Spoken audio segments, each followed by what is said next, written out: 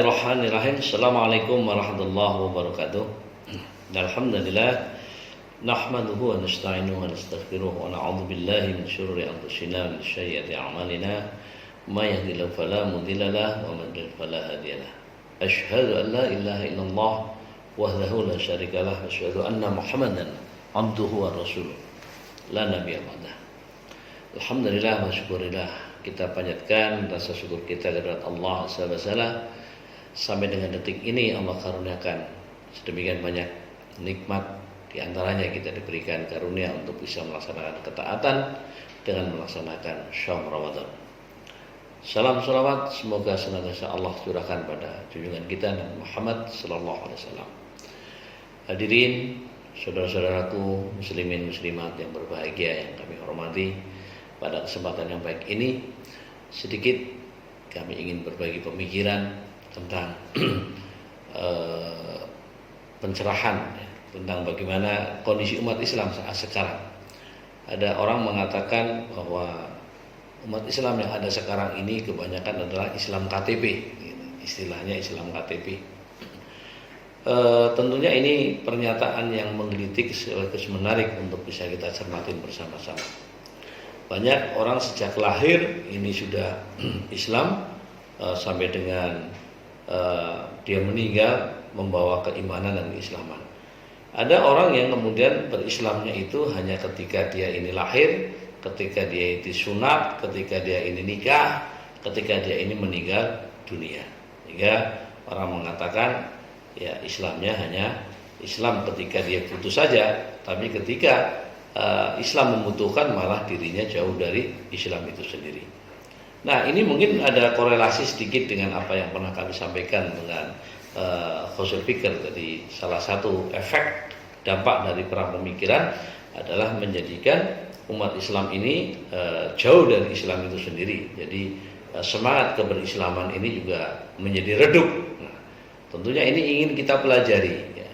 Ingin kita pelajari bagaimana agar semangat dinamika Islam ini ketika diri kita sudah mengaku menjadi seorang Muslim, maka kemudian kita termotivasi. Islam itu menjadi bagian, ya, bukan bagian, menjadi jalan hidup kita, menjadi the way of life itu bagi diri kita. Sehingga bukan hanya sekedar Islam formalitas atau Islam KTP atau Islam statistik, tidak.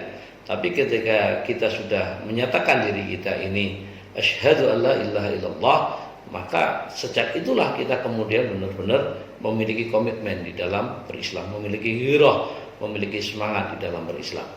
Nah, fenomena yang disampaikan oleh para pengamat, oleh para pakar, oleh para ahli, bahwa ternyata Islam KTP itu lebih banyak dibandingkan Islam yang beneran. Mungkin kalau kita pakai data statistik ini agak susah ya untuk melakukan penyampaian materi saya, tapi saya ingin mengajak kepada kita untuk melihat penelitian atau pengamatan, lebih tepatnya pengamatan yang cukup sederhana saja. Misal ini sekarang kan bulan-bulan Ramadan nih, umat Islam ini jelas kan diwajibkan untuk berpuasa. Ya ayyuhalladzina amanu kutiba alaikumusiyam, begitu. Kita wajib ini untuk berpuasa. Pertanyaannya adalah apakah semua umat Islam ini berpuasa? Tentunya mereka yang sudah balik tentunya. Cobalah saudara-saudara semuanya ini ketika siang hari kita berkunjung ke terminal Kol, terminal bis atau ke pasar-pasar gitu ya. Ini kita akan melihat sebuah fenomena yang mungkin memprihatinkan. Karena masih banyak saudara-saudara kita yang khusnudzon saya, mereka adalah umat Islam begitu. Mereka banyak yang tidak melakukan ibadah shaum atau ibadah puasa. Ya, tentunya kita bisa berapologi, wah itu kan karena di terminal, bisa jadi mereka musafir gitu. Ya bisa saja, tapi kalau terminalnya misal karena saya hidup di Gombong ya, terminalnya adalah terminal di Pasar Gombong, misal kita ngelihat ke sana, nah ini pasti di situ akan terlihat sebuah pemandangan yang seolah-olah kok kayak tidak kayak bukan bulan Ramadan gitu, misal begitu. Atau ada istilah dari seorang kiai yang menyampaikan ini, apa itu namanya, warung tetapi ditutup hanya sebagian saja begitu kan. Jadi warungnya tutup tapi kakinya kelihatan, banyak yang sedang warung di situ. Nah ini itu satu, misalnya yang ini sedang kita alamin bersama. Atau yang keseharian, tidak harus pada bulan Ramadan. Coba kita perhatikan dalam satu lingkungan, misal satu RT lah, RT kita saja ini, berapa persen umat Muslim di situ. Bisa jadi dalam RT kita ya ada kisaran, bisa jadi kalau di RT saya misal 90% Muslim, mungkin di RT panjenengan juga mungkin hal yang sama, 90% Muslim, atau dalam satu lingkungan RW ada berapa masjid, ada berapa musola. Pertanyaannya adalah ketika adzan berkumandang, ketika ada panggilan sholat, hayya 'alas sholat begitu, ini berapa di antara umat Islam ini yang kemudian berbondong-bondong untuk datang ke masjid? Ya, kita lihat, kita perhatikan, ternyata masjid-masjid itu masih sangat sepi, gitu kan. Nah, ini juga sangat sinkron dengan apa yang dikatakan oleh Buya Hamka. Buya Hamka pernah menyampaikan yang kurang lebih, kalau Anda ingin melihat umat Islam, maka lihatlah ketika hari raya Idul Fitri, betapa mereka ini memenuhi masjid, memenuhi lapangan. Tapi kalau Anda ingin melihat orang beriman, lihatlah ketika jamaah subuh. Nah, ini suatu pernyataan yang sangat menyindir sekali buat kita semuanya. Ya, bisa jadi ya karena Idul Fitri ini hanya senang-senang dan sebagainya.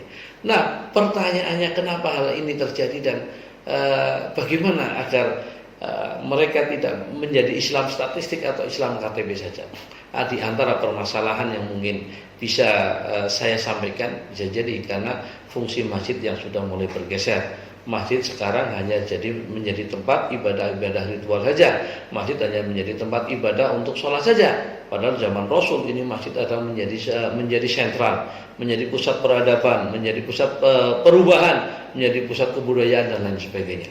Umat bermasalah kemiskinan, datang ke masjid. Umat ingin bertanya masalah agama, datang ke masjid. Umat ingin bertanya masalah ekonomi, juga datang ke masjid. Nah, inilah menjadi catatan buat kita semuanya. Ketika masjid sudah berubah fungsinya hanya sekedar menjadi tempat ibadah, maka terjadilah bahwa umat Islam menjadi kehilangan, ya, menjadi kehilangan. Kemana mereka harus bersender, kemana mereka harus bergantung, ya. Datang ke masjid, ternyata di masjid mereka hanya bisa beribadah, tidak bisa bertanya terhadap persoalan-persoalan yang dihadapi, baik masalah keluarga, ekonomi dan lain sebagainya. Nah, inilah ini yang perlu untuk menjadi kesadaran kita semuanya. Ya, kita semuanya ke masjid, sholat, selesai pulang. Tapi kita tidak pernah berpikir, adakah di antara jamaah ini yang mungkin mengalami kesulitan secara ekonomi sehingga harus kita bantu, mengalami kesulitan dalam masalah keluarga, masjid harus hadir, begitu. Nah, contoh yang cukup bagus di antara yang mungkin pernah kita dengar adalah Masjid Jogokarian misal. Dia tidak hanya menjadi fungsi sebagai tempat ibadah, tapi dia bisa memberikan pengayoman kepada jamaah yang ada. Nah, ketika masjid memiliki fungsi yang kita harapkan, ya insya Allah ya ini akan bisa mengurangi gap tadi antara Islam statistik, Islam KTP menjadi Islam yang beneran, karena mereka menjadi nyaman, menjadi aman, menjadi tentram ketika mereka berada di dalam masjid. Nah, untuk itulah saudara-saudaraku yang berbahagia yang kami hormati, fungsi masjid ini ya harus kita kembalikan menjadi tidak hanya sekedar menjadi tempat ibadah saja, tetapi masjid harus kita fungsikan menjadi tempat yang nyaman, tempat yang aman, tempat yang bisa umat ini merasa tentram berada di dalamnya. Ketika umat ini mau ke masjid, mulai dari yang kecil sampai dengan yang tua, maka disitulah insya Allah ya kesadaran berislamnya akan bertambah. Mereka yang penting pertama adalah ajak mereka untuk betah di dalam masjid. Apapun bentuknya, yang penting betah dulu.